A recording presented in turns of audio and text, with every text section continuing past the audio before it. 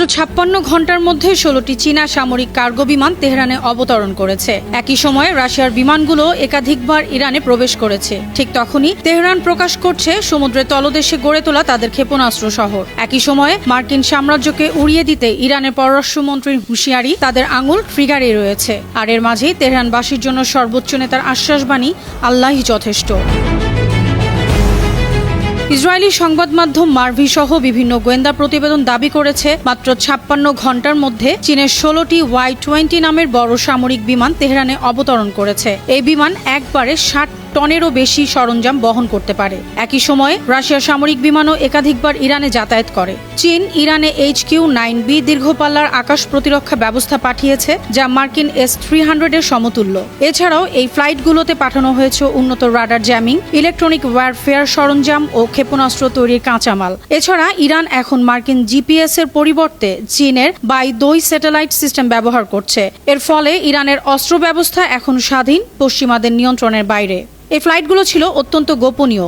ইরানের আকাশসীমায় ঢোকার আগেই বন্ধ করে দেয়া হয় ট্রান্সপন্ডার। তবে আনুষ্ঠানিকভাবে কেউ কিছু স্বীকার না করলেও আন্তর্জাতিক গোয়েন্দা বিশ্লেষণ বলছে এটি শুধু সাহায্যই নয়, বরং একটি স্পষ্ট বার্তা, ইরানকে যে কোনো আগ্রাসনের মুখে শক্তভাবে রক্ষা করা হবে।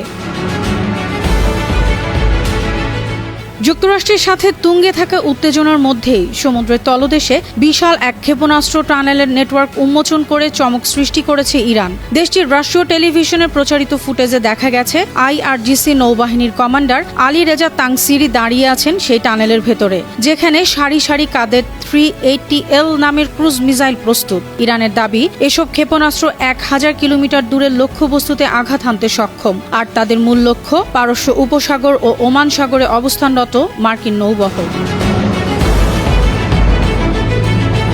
এই সামরিক শক্তি প্রদর্শনের মধ্যেই কূটনৈতিক মঞ্চে এসেছে আরও কঠিন ভাষা। বুধবার ইরানের পররাষ্ট্রমন্ত্রী আব্বাস আরাকচি ঘোষণা দিয়েছেন, আমাদের প্রিয় মাতৃভূমি, আকাশ ও সাগরের বিরুদ্ধে যুক্তরাষ্ট্রের পক্ষ থেকে যে কোনো হামলার তাৎক্ষণিক ও শক্তিশালী জবাব দিতে ইরানের সাহসী সশস্ত্র বাহিনীর আঙুল ট্রিগারেই রয়েছে। আর এই বক্তব্য আসে ঠিক সেই সময় যখন যুক্তরাষ্ট্রের প্রেসিডেন্ট ডোনাল্ড ট্রাম্প আবারও সামরিক হামলার হুমকি দিয়ে বলেছেন, বিশাল এক যুদ্ধজাহাজের বহর ইরানের দিকে এগিয়ে যাচ্ছে। প্রচণ্ড শক্তি আর নির্দিষ্ট লক্ষ্য নিয়ে এটি বেশ দ্রুত গতিতে এগোচ্ছে।